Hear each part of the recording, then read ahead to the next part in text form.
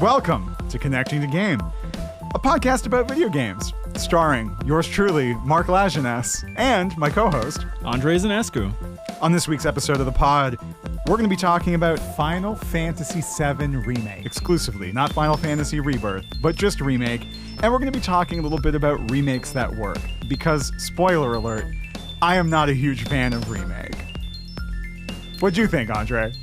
I don't think I was a fan either.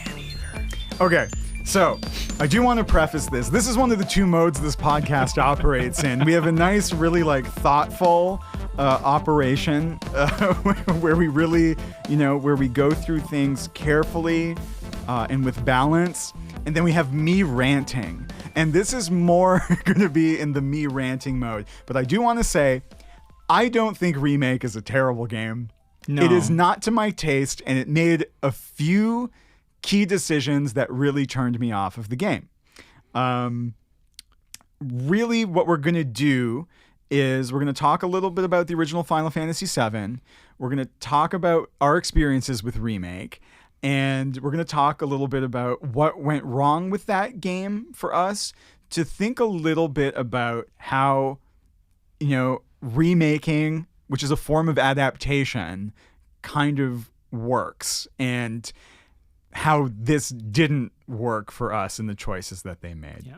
So roughly a third to half of this episode is going to be us discussing Final Fantasy, and then I think we're going to make some room to be a bit more positive about remakes that we did like, or remasters, or what is the distinction between the two, if there is one, and are there games that you and I might not think of as remakes necessarily that kind of are actually, or they lift from one framework and move into another. Yeah, so I think exactly. It's not all negative, and I want to brace but, people for that. But I do want to say, if you liked Remake, good on you. I'm glad you enjoyed it. And my objective here is not to trash a game that you enjoyed. There are parts of it I liked that I will talk about as well. But personally, I'm going to talk about some things that just didn't work for me. And I should say, I really wanted to enjoy this.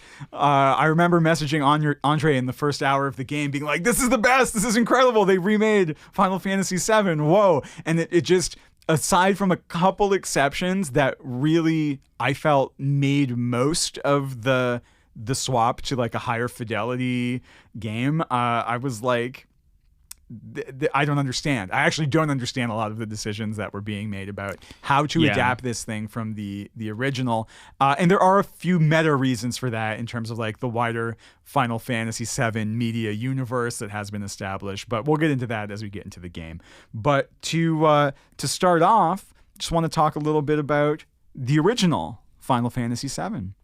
It released in January of 1997. When I was 11 years old. I was a cool 9-year-old. Third grader. It's amazing. I can remember waiting outside of my buddy's piano recital. I was meeting him after his recital because we weren't going to play the game together, but he had played it. He had been playing it for a week already. I did not get it on release. I was not lucky enough to do that. But he had, and I went to his recital to meet him after, to shoot hoops and to hear him tell me about how good Final Fantasy VII was. I was in an arts class with this kid named Henry Luke. Okay. Shout out if somehow he's Yo, listening what up, to this Henry? 30 years later. And while we were finger painting, he proceeded to explain to me the origin story of Zack. Just completely cold turkey, had no idea about any of that, and then he explained it to me. And then I went over to my friend Christopher's house, and his big brother, who was 15 at the time, William, was playing it. And so we got to do the hallowed little brother thing of you sit next to someone who's playing it, right, and you're quiet. Yeah. Or they beat you up. Yeah, okay, so I didn't have that. I just had this actual oral retelling of the first 4 to 5 hours of Final Fantasy VII from my buddy. It was already lore. When Final Fantasy VII released in my income bracket and you didn't have a PlayStation or the money to get the game, Final Fantasy VII was a tale of lore. All right, it became in our memories before we even played it this sought after narrative, and also this incredible technological leap in terms of, if you look at it now with Cloud's weird hoof hands and whatnot, like, it doesn't seem to be an incredible game, but the cinematics at that time were groundbreakingly good. And the music and just the way the world immersed you, I think was unparalleled. Also, Barrett swore like right away in the game, and we were all like, whoa. I think just the size of the game too, having like this is the start of like the multi-disc RPG. Yeah, the huge case. Where everybody's like, how big is this game? Yeah. And then it's like you're playing for 15 hours, and then it's like, and now changed to disc 2, and you're like, I'm going from a city to like an open world, and there's like 3 more of these discs. No, it's true. I think, again, spoilers for all of like Final Fantasy, the original here. Like, there's no way to talk about this without getting into spoiler territory about it. But the moment you leave Midgar it was like world shattering to be like, oh, we thought this was the whole game, which maybe kind of preempts some of the remake issues, but it was incredible what they managed to do with that game in a few different places. And the other part of this is that, like, we were a bunch of young kids. We didn't, where I grew up, we didn't all have the tech to play this. But what we did was that summer, we went to Blockbuster Video. We pooled our money. Some of our parents were very generous. And me and like 5 friends rented a PlayStation and Final Fantasy VII. And we spent all summer in the basement, our dingy, musty basement, on my stepdad's big screen TV, playing Final Fantasy VII all the way from front to back. Like, and it was incredible. For anyone who's life-defining, sub 30 years old right now, this was the thing you could do. You would have to go to your Blockbuster, or in my case it was like Sir Video. Yeah. And you would have to like pay $50 and then put down like a $300 deposit. Yeah, it was to rent a console. It was a lot of money. They had like 2 PlayStations, an N64, and then you also had to rent the game in stints of like 2 to 3 days, but they didn't give you like memory cartridges. So you just had to like never take the CDs out, never turn the console off, and never die. We had memory cards. Well, we didn't. It was like permadeath on every RPG. And this is just to say, like, for us, we were all of us were the same age. We managed to like unionize and petition our parents. Like, this is how important this game had become to us through word of mouth, right? But through some like magazine marketing. I can't remember what magazine it actually was, but it had the image from the cover of like Cloud in front of the Shinra building. PSN, I think. Yeah, and like that image alone, and just the fact that it was a Final Fantasy game, it was the first one on this next generation console. We needed nothing else. We needed a little bit of lore handed down through the classroom from the privileged among us who had a PlayStation, and we were like, we have to find a way to get this and play it at 11 years old. Was it the case? Because I remember in my grade school, it was like this game, and then it was Ocarina of Time had the same thing for people who didn't own a N64. Like, these were like the 2 games, absolutely, where it was like, you have to know these, and it's not just like gamers. It was just like everyone was like we were playing like mini hockey. Yes, that's a really key point of this, is that I would not consider, other than myself, in that group of like 5 to 6 kids who were doing this, the only one who went on to like really like game hard and like made their career in anything games related, or even I think plays to the degree that I do, is me.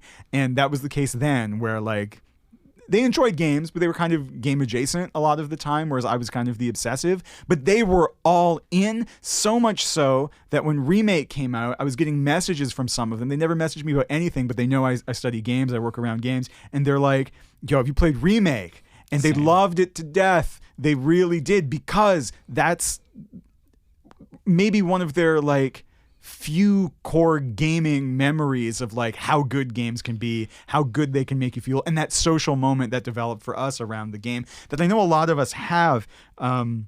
some listeners probably know I lived in Japan for a while, and when I was there, I did this project, unreleased. I did it for myself, where I just went around interviewing expats who were living in Japan, people who came from the United States, from Trinidad, from the UK, from all over, asking them about like their formative memories playing a game. And it was so interesting for all these folks who moved to Japan to live there full time. They all mentioned Final Fantasy VII as like a core memory for different reasons, right? But if you were around that age at that time, this game did something. Yeah. And it stuck with you even if you're not actively thinking about it. And so like for me, it's important to know that I came to Remake. I played it 4 years after it came out. I played it in 2024. Remake came out in 2020, was released in 2021 for the PS5. It was upgraded, the upgraded version. That's the version I played, but I didn't play it until this year, earlier this month. I played the PS5 version. So I played it. I didn't play it on release, but I played it in 2021 before the Intergrade came out. Right. And it was interesting because in my group it was a bit different. For whatever reason, I'm surrounded by people who think that Final Fantasy VIII is the better one. So everybody was like, "Oh, it's just 7." Like there was like a bit of a. Which you can listen to our podcast about Final Fantasy VIII if you would like to. So like the hype was a bit more tempered around it, where people were like excited, but this was also at a time when like PlayStation 5s were like impossible to come by. Yeah. So a lot of the people I knew were like, I'll play it when it ports to PC. Which is like, never wait for like Square games to port to PC. That's historically not been a great. I actually did have one friend who played 7 and 8 on PC exclusively, which is something else. Right? Yeah. That's a different era. It came in like the big triangle box as well. Like there's so much effective memory tied to. Do you remember the cases, game. like yes, what they felt like in your absolutely. Hand? I think I'm a bit hotter than you on Remake, but it's still in that like B range for me. And I don't mean that like disparagingly in the like B movies way. I mean that like on like the grading scale. It's a very good game that is uneven, and some of the decisions that are made, I'm like, I really don't vibe with this. We're gonna talk about some of that stuff, right. But I had a decent time with it. For me, I think I have like no personal equity invested in Final Fantasy. I'm the weird guy. I don't like, anymore. Like 9 is the one that I care about, right. And I have a lot of affectionate memories for 10, because that one was the one that came out when I was like 13. Yeah. And at that point, everybody in high school had a PS2 and everybody played it. So 7's like in this weird area for me where I'm interested in it, but I'm not like, completely tied to it as a game that came out at a formative time. I was too young. I think actually like being in that age range, we didn't get to access it in the same way. And it was really, for us, it was really like the people who had the money to get it played it, and other people just played Zelda. Sure. For whatever reason. Not that there's anything wrong with one or the other. It's like a different vibe. Like the context was a bit different for me. And so when 7 Remake was announced, I think for me the prevailing framework was less like, oh my God, they're adapting 7. More it was, oh God, Square Enix is doing so bad they had to break glass in case of emergency, right. Following like 13 Lightning Returns and like 15 taking forever to make and not making a ton of money, and 14 having its troubled. Well, like 14 prints money now, but Square Enix has not been doing great for the last like. Especially decade. Recently, they just reported a huge earnings loss as well. Yeah. I love 16. 16 did not make them a lot of money. Rebirth apparently its did sales not sell. are hugely underperforming. Yeah, Square is it's been going through an identity crisis, and I think part of that is endemic to how the franchise has been run. Like Final Fantasy has always been on we have to innovate something in each one of our games. The ATB, the materia system, the skills, draw stock. Yeah. And so it's this weird polymorphic company that constantly is trying to reinvent. Yeah, but I do think, and to the larger discussion that we're having here today, that was less true in the earlier iterations of the game. Like changes between like 4, 5, 6, even 6 to 7 there's a huge technological leap, but Eight's the one, right? In terms of, mechanical complexity or like hard pivots to a new combat system, they're minor changes. Like, even between 7 and 8, well, they did some meta things in terms of like gathering your spells, drawing your spells. 5 was the job one, and I remember there was a lot of discussion in the 90s about like the need to change the game fundamentally. Yeah. But post 8, I think, is when they're like, every game has to be wildly different. Yes. Every game has to provide, like, 12 is this, I know you and I love it, but it's like a complete outlier in how the franchise works. And so Remake as a project is really interesting when the entire franchise is premised on never being the same to redo the same. Well, to redo the same story, but then to take this Square Enix style of I'm going to use action, I'm putting in quotes here, of action combat that they've now trademarked with in 15, that you see in 16, that is in Remake and Rebirth again, where they're trying to tap into like this kind of Capcom-esque Devil May Cry sort of thing mixed with menus, Kingdom Hearts style as well. I think Kingdom Hearts is probably the best comp for this. 16 is actually designed by the combat designer for Devil May Cry, so that game actually, it's still like, there's kind of this weird thing of they've been moving towards action combat, but the ATB looms over it. Like, it haunts the systems, where if they actually like made it an action game, I would have enjoyed it more. I have, however, talked to a lot of colleagues over the last couple of years who are like, man, I really don't want them to make this an action series. I love this being ATB. I love this being like the thing it's always been. I don't want it to be. I have no problems with an action game. I kind of agree. And it's also, if you haven't listened to some of our other podcasts where I've talked about this before, my first game ever was the original Final Fantasy. Played it with my mom. That's how I learned how to read. I was sitting on her lap, and then we played through all the early RPGs together. Even some of the, not just Final Fantasy ones, but some of the off-brand ones that were on the Sega that are dope. Legend of Mana. Yeah, that was there. But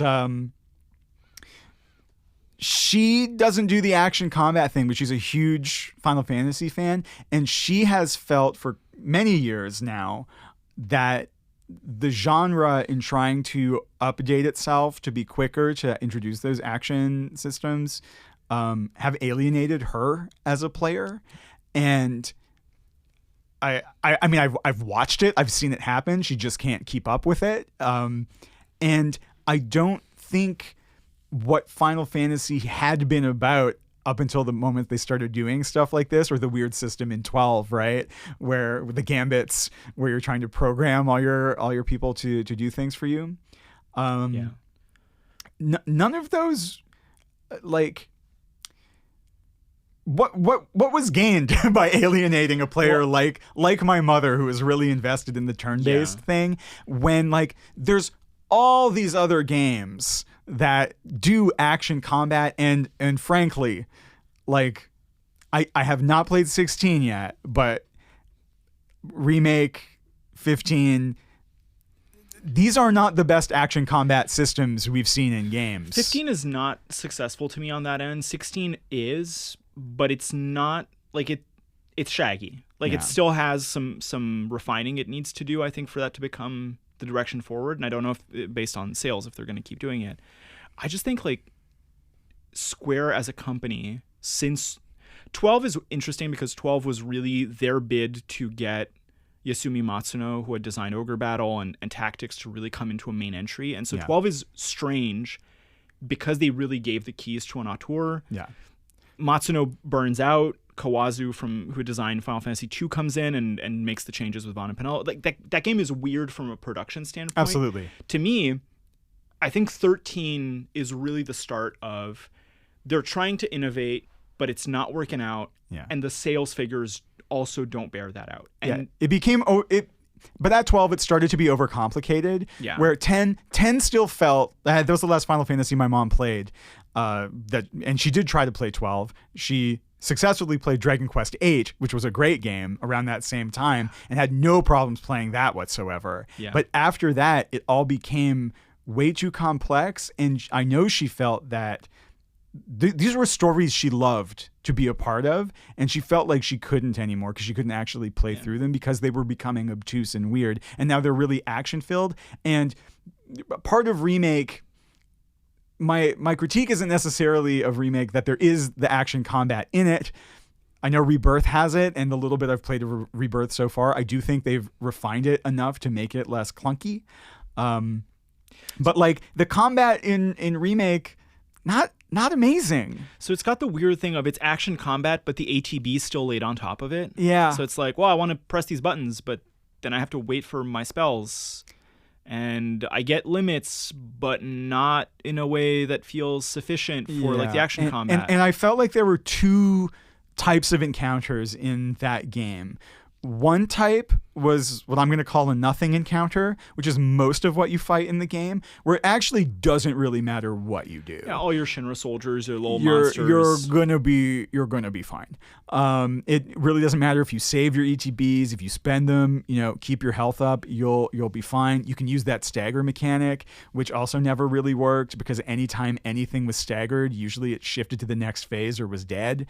Like I always I struggled with like, what is this actually doing? It never actually plays out well. So there's the nothing encounter, and then there's the cheese encounter, which has a very specific mechanical requirement of you, like the house, where you're supposed to use the exact right element when it's in that element. Like you're supposed to counter. You're supposed to play to its elemental weakness, which is switching, to improve the stagger upon it, so you get it in its stagger phase and you beat it up. But even if you do it right, by the time you stagger it, it swaps phases anyway. It's almost more of, and we're talking about like more Rufus or less at the end of the game has this as well, where you're basically just learning what his reload timing, and it's like they don't actually teach you. All those cheese encounters don't use most of what they're teaching you in the rest of the game about how combat is working. It's asking you to solve a very specific combat puzzle. Yeah, it's not asking you to use your tools. And also they pair these two types of encounters in the game with one of my most annoying features in a game, especially an RPG, which is, for no good reason, after you build up team synergies, they randomly remove members of your party. Yeah, so this is, maybe if you haven't played the games, like spoiler ahead for this is like there are significant chunks of the game where you, for example, you will play Cloud and Aerith. Yeah. And you will no longer have access to Barret or Tifa, and then vice versa. You will not be able to play other characters. And the structure, I almost feel like it feels like a tech demo for Rebirth, in that like the core elements are there, but because the game is so short and there's only these couple of episodes, you're actually constantly stuck in like this revving your engine up style of like, I learned how to play this.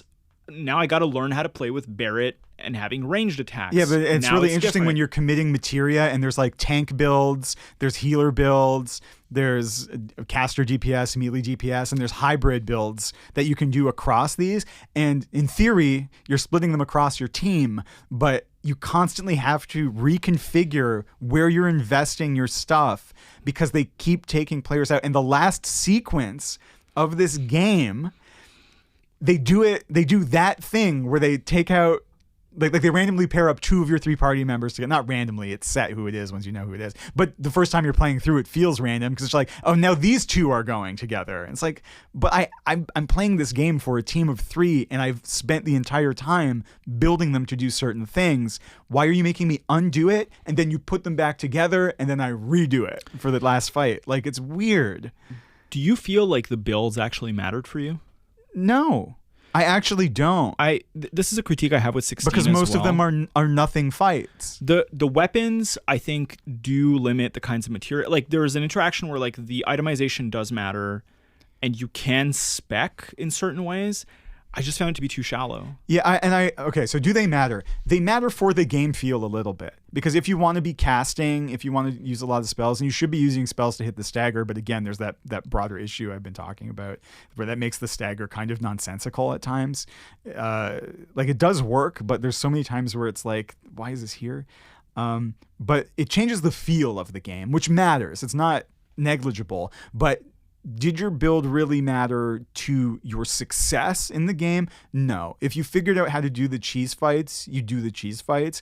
And the nothing fights are so nothing that if you were putting your points anywhere and pressing buttons, you're going to be fine. I have this feeling where, to me, it's really interesting because my head is more where 16 is at. And I feel like 16 is the version of like, what if we abandoned the ATB and we just had the action combat? The itemization in that game is also poor, but the skills matter. Like your actual like build changes the way that you play the game radically, and it has stagger. Like it's kind of the same system on that end. So there's like this weird thing of 7 Remake and 15 feel like 2 different tech demos that actually produce the combat system of 16 together. Yeah, that's without interesting. But the bosses there also have this thing of like, well, all of a sudden you're in the big icon fights and it's a completely different game. Like it's a puzzle that you're figuring out when you're doing that. It's not the rest of the game. So 7 Remake is weird to me because my sense of it is it's a very pretty cutscene with mini games attached in between. Yeah, so we talked about the combat, and I do want to say like I kind of didn't care. Like the combat is what it is. It provided frustration in that I didn't find it to be rewarding. But if that was my only complaint about the game, which is that it didn't really feel super rewarding, I could take it or leave it. But it is worth noting that like, for me, this one point summed up is they've invested so heavily into this action combat that feels to me underdeveloped, and in so doing alienated many of the core fans of the original game.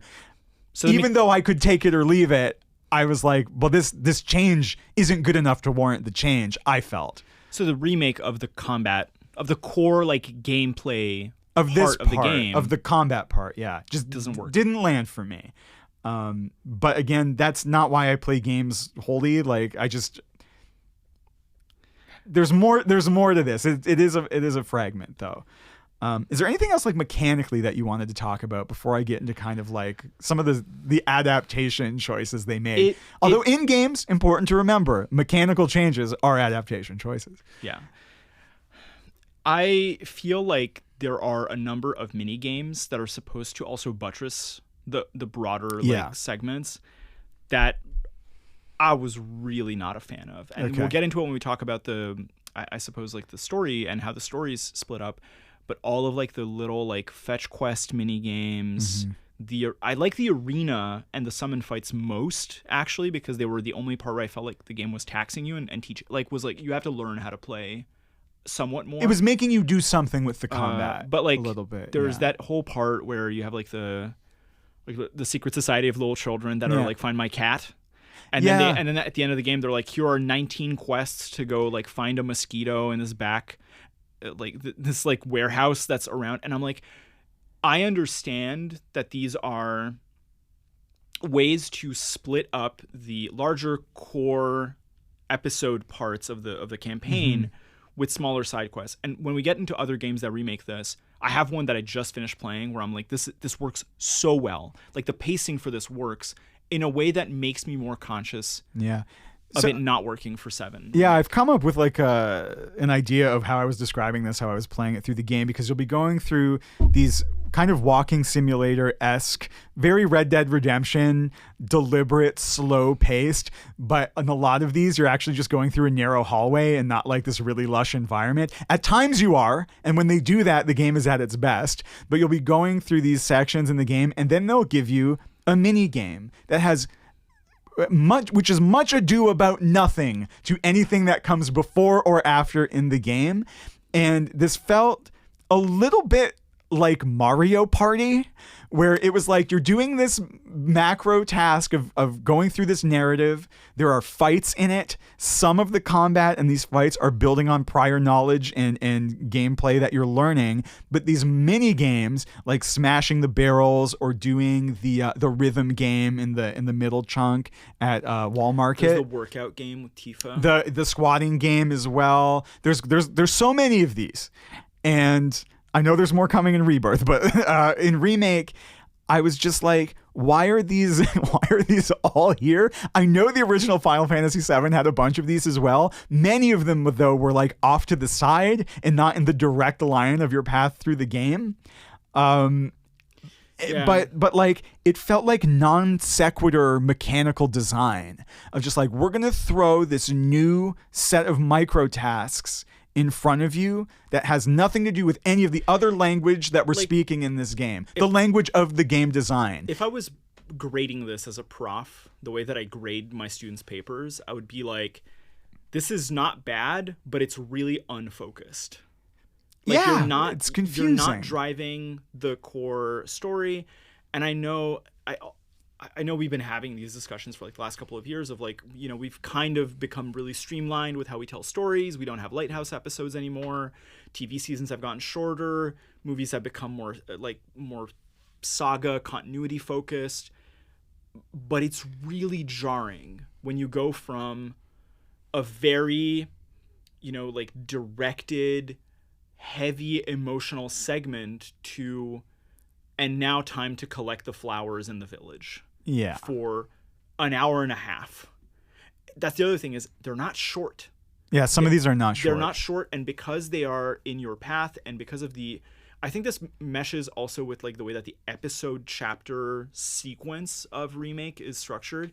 You like can't really get out of them, and they're like, oh yeah, just like continue the story and come back to them. Yeah. As somebody who has like completionist brain rot, was just like, I have to do all of them. Like, if you're giving them to me, I have to do them now. Sure. Because it makes sense to do them now because you gave them to me now. Yeah, I did that early on in the game, and then I was just tired because it felt like a lot of busy work. And like, I do think some things were gained by, you know, elongating that first part of the game, which is like, for those who don't know, the remake basically is a 30-ish hour, depending on how much of it that you're doing, game that is adapted from really the first 6 to 8 hours of the original Final Fantasy VII, the Midgar sequence of the game. And so ostensibly what you're getting by stretching out that portion of the game should be a lot more character development that happens in that front-loaded chunk, and the ability to see more of Midgar before a lot of really bad things go down there. And there's one side character who is really peripheral in the original, Jesse, who delivers on that promise of what this kind of adaptation should be doing. You borderline spend as much time with her as you do with Aerith and Tifa. And this is, I don't think, a benefit of the game, which is one of my core problems that I had with the game, is that I don't think over the course of this 30 hours, I should come out of the game liking Jessie more than Tifa and Aerith. And I did, by a substantial margin. They make you meet her family. Yeah. You go have like dinner with the parents. And it's good. But for some reason, they forgot to add in, you know, some some meat to the chili here on the two characters that are taking you through the next 2 entries in this remake trilogy. Ostensibly the next 60 hours of the original game. It was weird because in hindsight, I felt that when I played this game at 11 years old, I felt like I knew more about the characters you meet in Midgar in that 6 to 8 hours than I did at the end of this 30 hours, except for Cloud. And that's my one pro that I will give to this game. Yeah, you get to Whereas Cloud actually seems like a character with motivations and struggles early on. But I felt like Tifa and Aerith were way more shallow. And Barrett is still kind of a caricature of a character until it is nice. There's a moment at the end where like he gives you props finally because he doesn't trust you because you're like an ex-corporate mercenary, right? And that was cool. And, you know, there's a lot of criticism of Barrett's original characterization as being very tropey. And I don't really think they escape that much. They don't. I mean, he still loves his daughter. Like, he's still all of the critiques great, that have that's been like made of that character trait. Yeah. It's still the same. He's still like He's rad though. Like Yeah. if you're giving me a 2-dimensional character, he's a cool 2-dimensional character. Yeah. He's like a pro wrestling manager. You know what I mean? Like they're not giving him much substance. But this is the thing, is that they all kind of felt like that except for Jesse and Cloud. And this extends to the game's antagonist as well in this remake, where Sephiroth, I don't know what game like the original creators of this thought they played, but like in Remake, the antagonist is a very smirking, kind of trolly, toying with Cloud kind of guy. But in the original, I remember him as being like stoic and dead. And I think this is the remake component of this, which is what this game is overlaying the entire like Sephiroth transmedia empire from Kingdom Hearts, from Advent Children, from merchandise, from memes, and how people feel about him and perceive him now onto what that character was when it came out. I think he's like a very tragic, melancholic, nihilistic character in the original game. Yes. He only really becomes like a mustache-twirling villain in like Advent Children. Yeah, this is the thing, is that he felt in Remake like a mustache-twirling villain, which is just such an old trope. And in 7, he, much like the train that starts the game, is this freight train on his own path, and everyone else to him is really inconsequential because he is so much above their concerns and is just a force of, you know, not just evil, but like misdirected and misplaced rage towards the end of destruction, vested in so much power that why would he even give a shit? Why does he care about toying with Cloud? Cloud is nobody. So here's a question for you, right? Yeah. Because he is, I'm not even sure I would qualify him as the villain of Remake for me. He is more of a anti-villain. Yeah. And there's another faction of villains. He's more of just a presence. I agree. But I think everyone knows he is the antagonist of the series, and so I characterize him that way. At this point, I'm not even sure that by the end of the third game he will be. Oh yeah, he's redeemed. Do we redeem him at the end of the third game? I think this is the Spider-Man Venom problem. Right. Where Venom becomes so popular he can't be the villain anymore. Sure, and maybe that's the case. You know, and so this is, there's an entire contrivance, you know, big spoiler warning tag, that this is not a remake, but in fact a temporal sequel / alternate timeline, where Sephiroth is aware of the events of the entire first continuity, right? Which is why he is amused and why Cloud matters more to him in this.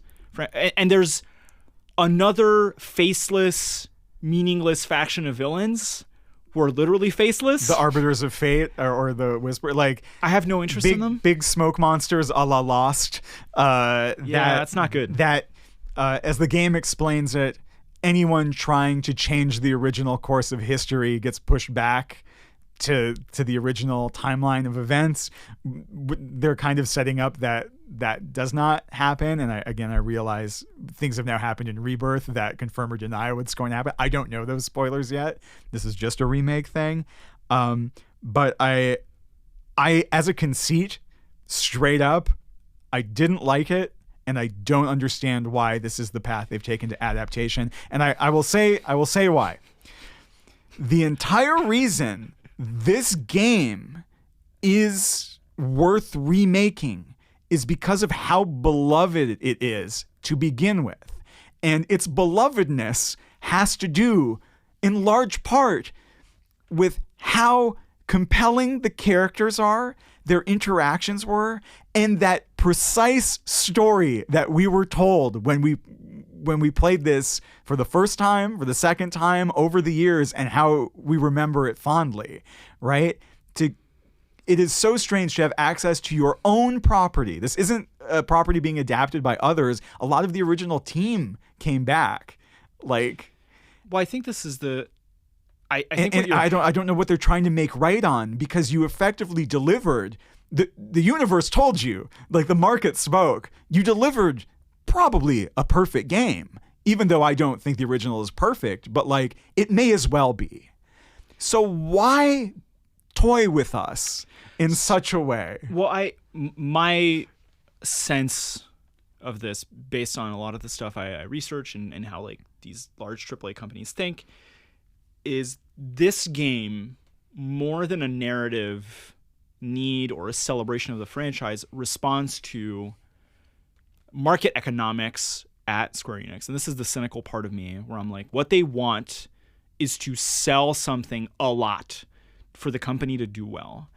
And the premise of a remake of Final Fantasy VII would probably satisfy people who weren't around and would be interested in seeing a version of this. My partner is somebody who really cannot play old games. Like the pixelated graphics just don't work for her, and this kind of game for her is like, oh, I might be interested in the story, but now I can play it because it looks, it's of a certain time in terms of design.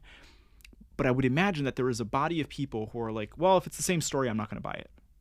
And so the premise is, but there's like 5% that's different, and you'll be surprised. And so the surprise is selling it to people. But the actual reaction was that it made people who wanted that straight adaptation angry because they were like, this is unnecessary. I don't want this. Why are you messing with it? And I realized my hypocrisy as somebody who consistently complained about the Witcher adaptation on TV being like marginally different and then very different. But I was like, how dare they do this to the game, to like my favorite game franchise? Like they have no respect for. So I've been on that side of the fence with this. It kind of didn't matter to me. Like, I played through it and I was like, okay. And I realized that for me, when I play Final Fantasy games, I'm mostly playing for the moment-to-moment experience of, I love the summons, I love the big bombastic fights, I love the boss fights, I love the sick action music. The villains have kind of always sucked.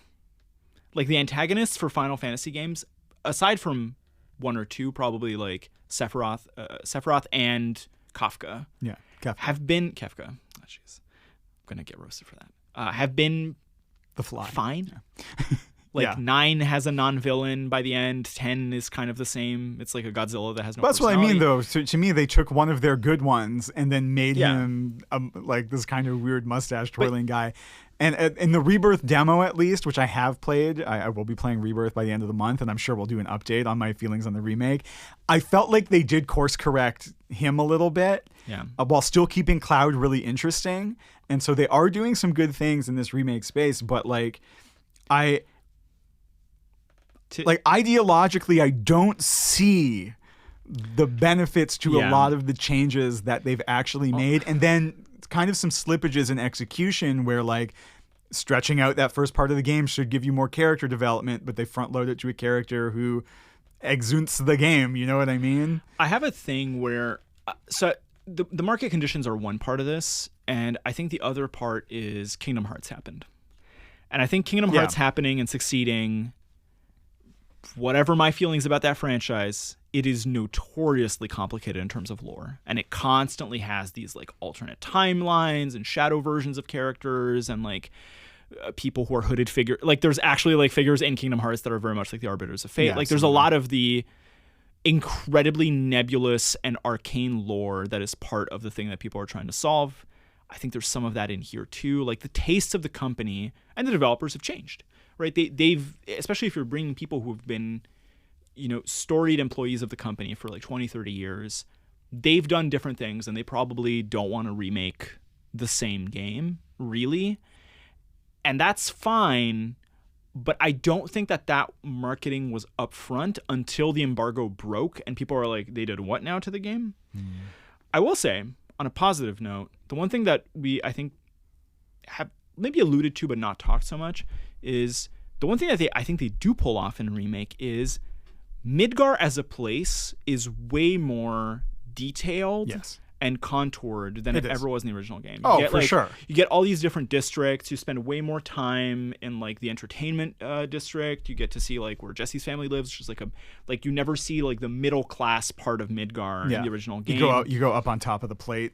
There's a lot of like, they kind of show you the city. And I think the character that actually you feel for the most is just like the people of Midgar. Yes, I by the end. Fully agree. I do think that's a huge win. And there are two sequences that I really, really enjoyed in this game. One is when you meet Aerith at her church after you fall through the ceiling or whatever, and you do the first Turk fight, I think. After that, you slow walk again through the rooftops and the junkyard. But to me, that's one time when they actually made you slow walk through the environment for a purpose. But I do think you can be tired by the time you get here. Yes. For me, I was tired, but I was like, at least, because I really like that Red Dead Redemption 2 pace of things when they use it for effect. And RDR does it the whole time, really.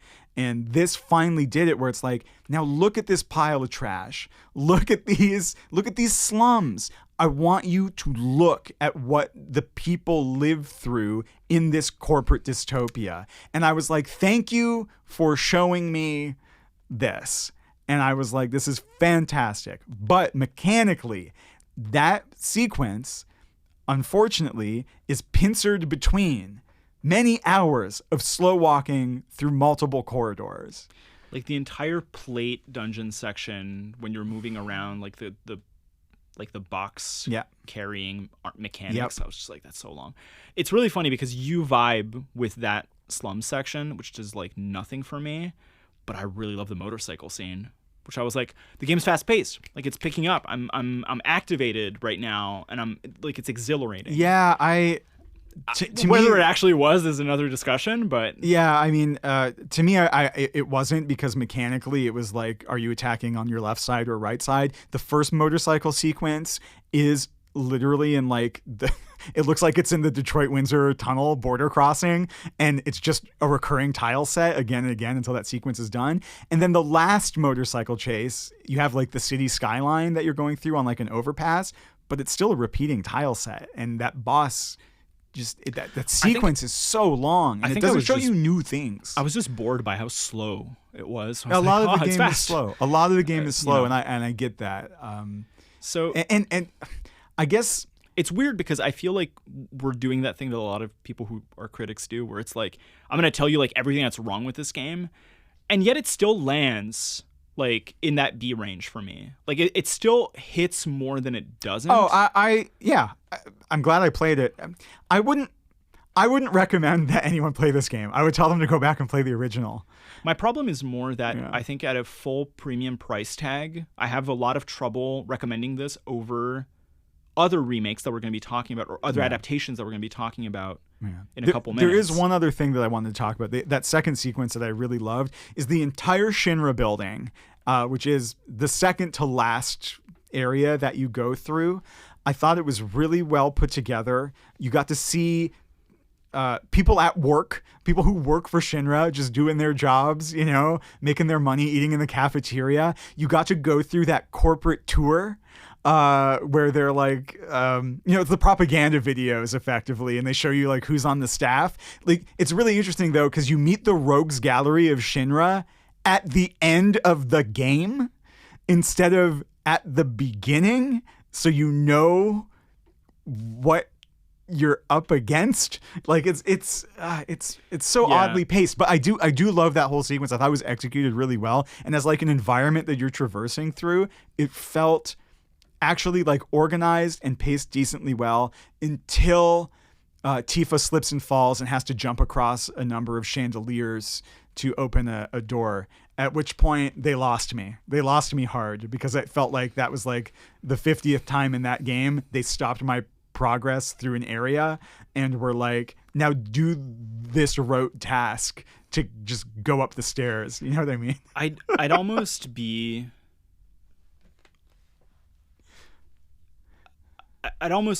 more likely to recommend somebody just watch like a recap cinematic video and then just move straight into Rebirth, which I know is like borderline heresy to somebody. It's like really hard for me to tell somebody like commit, I don't know, 25 hours of your time to this game. But you know what I would actually say is it's on the PlayStation Pass.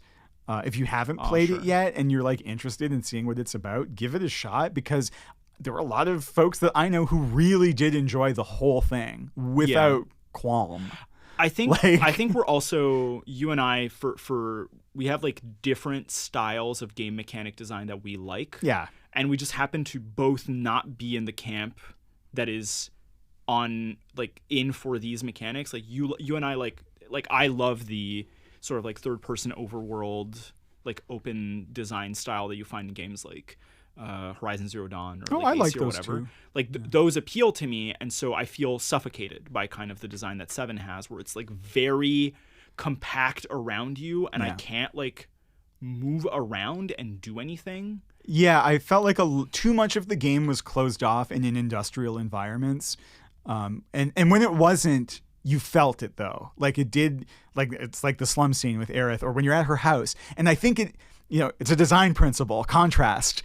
But I think the unfortunate thing is that you spend way too much time in the former, that even when the contrast hits you, it's not enough relief from the oppressiveness of like that urban environment, which in itself is kind of part of the message of Final Fantasy VII as a game, and really the Final Fantasy series, and thinking about like environmental issues and thinking about what corporatist ideology does.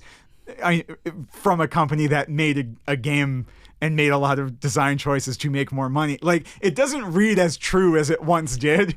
To me, the thing more is, like, you mentioned Red Dead Redemption 2, or like there are a lot of like ecological, like fables that are set at the early onset of America. This is like a Japanese version of that. And actually, I do admit to a certain amount of bias where like I have way more of an easy time to look at something like RDR2 in slow-mo, or watch There Will Be Blood, where like every frame is a painting. And there's a part of me that is like, there are parts of 7 Remake that are kind of junky. Like they kind of, if they actually committed to like, we're going to show you like the drab life inside of Midgar and like middle class and lower class drudgery, and all you're gonna see is like gray and brown and olive green. But maybe that's what those really monotonous tasks are doing. Like in the really charitable read of those things, it's like, we're getting you to the drudgery by participating in the drudgery. Your fantasy as a super soldier mercenary who's primed to save the world is rescuing these three.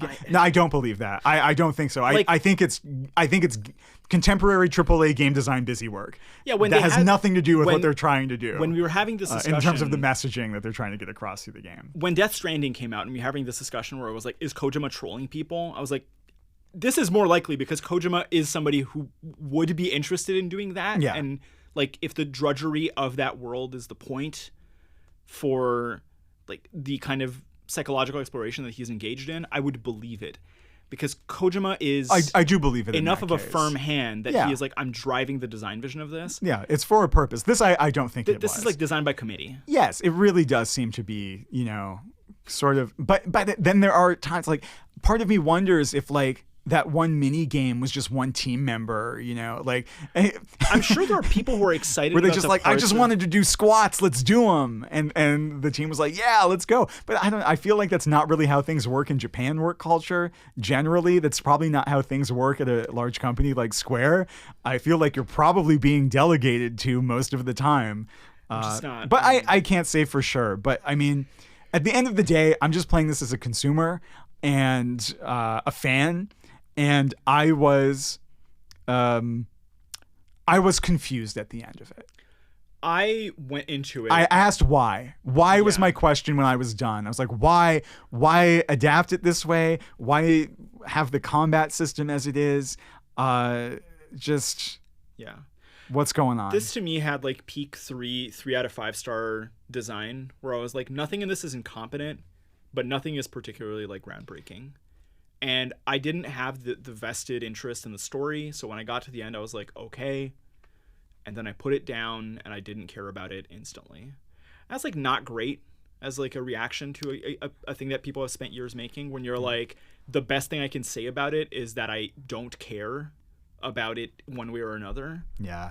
At least games that I hate them for a reason. No, it's true. My last why for this was why did I play through this whole thing? And then the new why is, why am I so compelled now to play through Rebirth, which I am going to do. I booked a week for it later. We have a colleague who is very much on the opposite end of this. Yeah, and we're going to invite him and probably another colleague on as well to kind of defend what they like about the game, because I would like to be convinced that I'm wrong about this, at least not about the combat parts that frustrated me, but maybe I'm not seeing something that they're seeing.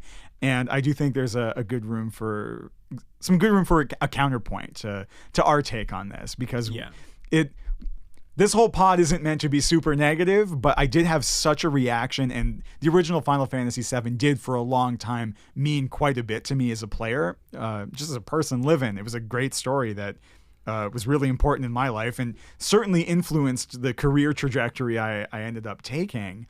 And I was just like, why? Yeah. But before we leave this podcast, remakes. What are some remakes that worked for you, man? So I don't know if this fits in our description of remake, but I'm gonna treat it that way. And I would say that for me, the series that has been the most unilaterally successful in kind of like picking out the core of this game design notion related to a character and then transferring it to a modern context has been Insomniac Spider-Man. Mm-hmm. Those games are, to me, adaptations, remakes of old Spider-Man stories. Like, they are telling some configuration of those. I just finished playing 2. 1 is, like, they have all the nuclear pieces of Spider-Man stories. The characters are there. The general sequence of evolution is there. They add in the Miles Morales component throughout the Miles Morales, like, post-main first game DLC and now in the second game. But they do the thing that we wish that Final Fantasy VII had done, which is they kind of capture the best components of like the Spider-Man 2 movie tie-in game that was on PS2, or the Spider-Man N64 game, which is like swinging is exhilarating in these games. Right. Traversal is so fast. The music is fantastic. And in many ways, it has a lot of the things that we just critiqued in Final Fantasy VII. It has like mini games. Yeah. That are kind of drudgery, but the core gameplay is such a pleasure that you're like, yes, I will swing after this drone and try to catch it, because it's just great to do that. Armed with what I would say is like a A- level story where I'm like, the beats hit, the character motivations hit, the relationship in the first one between Doc Ock and Spider-Man hit. Like, it's well written, and it is executed in a way that makes all these elements that could be really cumbersome in another like lesser game work well together. Mm-hmm. And so to me, I'm just like, so many things that I critique in other AAA games are in this game, but for whatever reason they work. And I just got done doing the same thing in 2, where I was like, oh, I have to go clear out like 9 bases of these enemies. Sure, I'll do that. And some of them are like puzzle based, some of them are like the sort of Arkham style, like perch takedown stuff. Then you can like fight big groups of enemies. And I'm just like, this game has a well-rendered mix of all those mechanics in a way that doesn't make me angry or tired or frustrated. And it's mercifully short. I finished like the platinum for 2 in 24 hours. Yeah. And I'm like, I'm good. That's like perfect for me. Mm-hmm. I got to enjoy my time with this game, and now I can move on to a different one. So that game for me is like the gold standard of, they just kind of figured it out. Right. So I'm excited for presumably Spider-Man 3, and we know that the Wolverine game is coming out, and I'm like, sure, load me up. Because I have like a similar but like lesser reaction when the AC games, I'm like on hour 80 and I'm like, I'm good. Yeah. Like, I had my fill, but like I just want to get done so I don't have to come back to this. So Spider-Man is, to me, like the most successful one. I would also put like God of War 2018 on this. Right. Where it's like a remake within the franchise. But it's a continuation, but it's also... It adapts the character in a different direction, where it's like, can we... Which is, again, similar to what they're doing with 7 Remake, where it is a sequel but a fresh start. Also a lot of slow walking in God of War 2018. But you know what? Never noticed it. Which tells you something about how they do the slow walking in that game. It's for a purpose, you know? So, and I think that's maybe what the big difference is between those. Do I have a remake I really like? Miss of Pandaria. Pandaria. Mop remix for World of Warcraft. World of Warcraft. Recently came out. I think it's been out for 20 days now or so, and I've been playing through it. And yeah, it's great because everything is really sped up. You can basically do. You basically level up a new character fresh through that entire expansion's content, and you can do it by doing dungeons, you can do it by doing raids, you can do it by doing through the whole story-based quest line of that entire expansion. And they really streamline everything. They make it fast. They give you a new gearing system, so it's not even the normal way you'd play WoW. And it's quick, it's snappy, you play it as you want. And I was like, this actually makes a lot of sense for what they're trying to give me as a remix product. Now, there's going to be a bigger discussion about remix and some other stuff when we look at nostalgia in a few weeks. But for me right now, that is actually working as a kind of remix. Also, what do you think the over-under is on the third Final Fantasy being Final Fantasy Remix? 50-50? Yeah, what do you think it's going to be? Because it's got to be Resurrection. That's probably better. For the closer? Yeah. Because they're going to kill Sephiroth and he's going to come back and be redeemed and they're going to live in a big condo, right? You think I just had like an aneurysm. Don't do that. But yeah, it's going to be a big... it's more like Square loves big bombastic words. Retribution. No. Retribution? Yeah, interesting. We're not in the 357 over 2 days nomenclature from Kingdom Hearts, like when they really just went off the deep end with like those game names where people are like, I don't even understand. It could be Revolution. Also. Yeah, you're rebelling against the arbiters of fate. Reconstitution? It's the most... Do you think they have desiccated mashed potatoes and have to reconstitute them? It's a mini game. It's a mashed potato rehydrating mini game. I just feel like this is emblematic of like... I finished... To go back to the Spider-Man example. Sure. Spoilers for Spider-Man 2. At the end, you kind of know that Norman Osborn is going to be or either become or be related to the Green Goblin when they're making the G serum, and like it's all like telegraphed, and you're like, sick, I can't wait for like the aerial battle I'm gonna have against the glider or something because they've been so fun. I cannot muster any like enthusiasm for the idea of like rebelling against the arbiters of fate in like the world of Final Fantasy VII. I'm just like, I don't care. It makes me emotionally dead. I don't. And in a certain way, we can make the same claim about like the upcoming World of Warcraft expansions, where like every expansion is kind of the same. They're different, but they're kind of the same. Yeah. But we're still excited to play them. Yeah, mechanically compelling enough to me. The drudgery has not overtaken the joy of play. It's true. It does every time you play it, but not before you go back to it. It's a balance. It's a balance. When you're done, you uninstall it for 2 years. Is there any last word that you would like to have on our discussion about Final Fantasy Remake? I mean, I know we've been down on it. That doesn't mean like people shouldn't check it out. And if you loved it, this is not a... No, I'm happy for you if you loved it. Yeah, like... I wish I did. I wish I was in your shoes. I don't hate that it exists because it doesn't... I don't have that thing of like it being remade lessons 7. No, it doesn't. I'm just like... Much like Marvel right now, I'm in a mode of like... I kind of wish the resources just went to original stories. Yeah. Because I don't care about like Crisis Core and Dirge of Cerberus and all like the FF7 like extended universe stuff that they built around it. It is one of their more like profitable franchises. I understand why they're doing more of it. Although I guess the numbers aren't really justifying that anymore. The main thing for me is just like, I hope that as we head into like these weeks of checking out Rebirth, that I don't feel that way.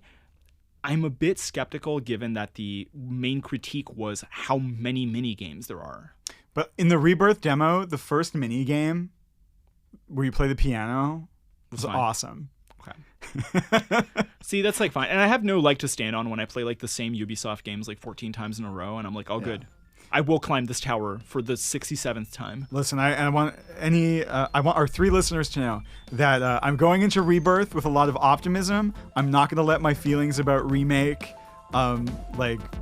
make me go into this with a negative point of view. I want to enjoy it, and so I'm going in blank. I'm going in optimistic. I wish you only joy from future Square Enix games. Thank you. I'll probably install like the next expansion for 14 and play a pirate. Well, everybody, thanks for listening to us this week. We're Marc and Andrei. We're connecting the game. Peace.